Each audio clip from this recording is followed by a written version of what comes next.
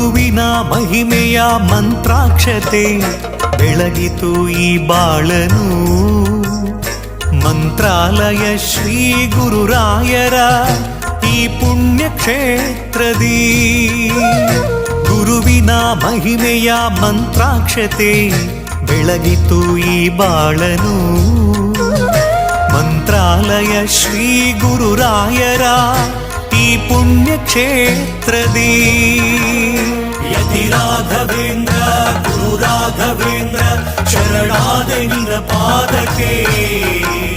ಭಕ್ತರ ಹೃದಯೇಂದ್ರ ವರ ನೀಡೋ ವರದೇಂದ್ರ ಮಂತ್ರಾಲಯ ಚಂದ್ರನೇ.